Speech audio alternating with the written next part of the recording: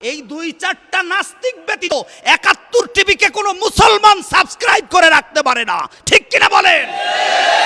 ৭১ টিভির সাথে যারা সংশ্লিষ্ট আছে তাদেরকে কঠোর হুঁশিয়ারি দিতে চাই, বাংলাদেশের মুসলমানের কলিজায় যদি ইসলাম নিয়ে কথা বলে আঘাত দিতে চাও, তোমার ৭১ টিভি নয়, তোমার গোটা ১৪ গোষ্ঠী ধরে বাংলার মাটি থেকে বিতরণ করা হবে। ওলামায়ে কেরামদেরকে নিয়ে বাজে মন্তব্য করলে, মাদ্রাসা নিয়ে বাজে মন্তব্য করলে, দেশের ইসলাম নিয়ে বাজে মন্তব্য করলে পালানোর কোনো রাস্তা খুঁজে পাবে না ৭১ টিভি। জোরে বলেন ঠিক কিনা? সম্মানিত উপস্থিতি, ছোট্ট করে কয়টা প্রশ্ন আমি ৭১ টিভিকে করতে চাই, জাতির কাছে প্রশ্ন আমি করতে চাই। বলুন, করোনায় মৃত্যুবরণকারী ব্যক্তিকে জানাজা ও কবর না দিয়ে আগুন দিয়ে পুড়িয়ে দেওয়ার কথা বলেছিল কোন টিভি? সেটা হলো ৭১ টিভি। কোন টিভির ডেট ওভার ফালতু উপস্থাপিকা করোনা থেকে বাঁচার জন্য মুসলমানদের সম্মিলিত দোয়াকে কটাক্ষ করেছিল? সেটাই হলো ৭১ টিভি। এদেশের জনগণ জানে, যেখানে ইসলাম নিয়ে কথা হয়, যেখানে ইসলাম নিয়ে কথা হয়, ওই জায়গাতে ইসলামকে কিভাবে ব্যঙ্গ করে, কটাক্ষ করে ইসলামকে মানুষের কাছে ফালতু রূপে উপস্থাপন করা যায়, যেই কাজের সাথে জড়িত থাকে তার নাম হলো ৭১ টিভি। এক সময় দেখা যাইতো আলেম ওলামা লাইভে চলে আসতো ৭১ টিভির কিছু ডেট ওভার হওয়া উপস্থাপিকা, কিছু মানুষজন লাইভে এসে বড় বড় বুলিয়া ওরাইতো, মাদ্রাসায় জঙ্গি খুঁজে পাওয়া যায়, মাদ্রাসায় জঙ্গি হয়, ওলামায়ে কেরামদের ভিতর থেকে জঙ্গি হয়, মসজিদের ভিতর জঙ্গি পাওয়া যায়। মুখের বুলিয়া আওড়াইতে আওড়াইতে মুখের থুতু ফেলাইয়া দিত। মানুষের কাছে স্পষ্ট হয়ে গেছে, মানুষের কাছে স্পষ্ট হয়ে গেছে, এই কথা বললে আর মানুষে খায় না। মাদ্রাসায় জঙ্গি হয়, জঙ্গির ট্রেনিং করা হয় মাদ্রাসায়, এটা আর জনগণ খায় না, মানুষে খায় না। মানুষে ঠিকই বুঝে ফেলেছে মাদ্রাসায় কোনো জঙ্গির আস্থানা নয়। জঙ্গি যদি হয় তাহলে স্কুল, কলেজ, ইউনিভার্সিটিতে দিনের বেলায় যারা অস্ত্র নিয়ে অস্ত্রের ঝঞ্ঝানি শুরু করে দেয়, ওরাই হলো আসল জঙ্গি। মাদ্রাসায় কোনো জঙ্গি পাওয়া যায় না। জোরে বলেন ঠিক?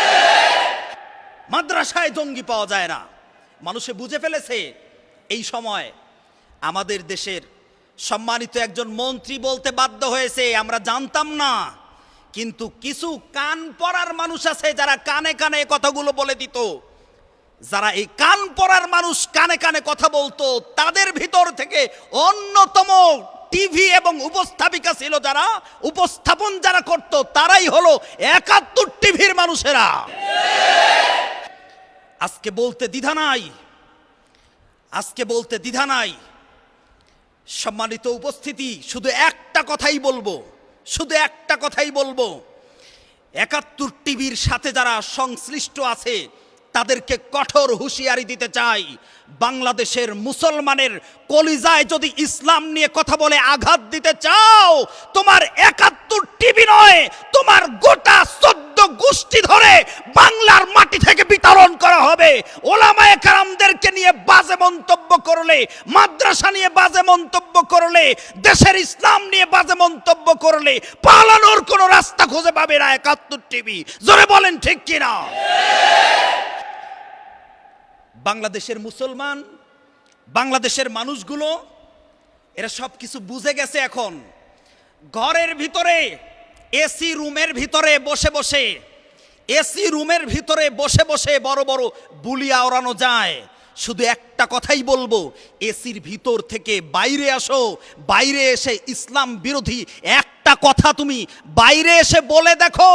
বাংলার জমিনের মুসলমানেরা দাড়ি না রাখতে পারে, বাংলার জমিনের মুসলমানেরা ঠিক মতো ৫ ওয়াক্ত মসজিদে গিয়ে নামাজ আদায় করতে না পারে, বাংলার জমিনের মুসলমান যুবকদের ভিতরে ঠিক মতো রোজা করতে না পারে, কিন্তু ইসলাম নিয়ে বাজে মন্তব্য করলে নাকের বদনা উল্টায়া দিবে, নাকের বদনা উল্টায়া দিবে, ঠিক কিনা? জোরে বলে।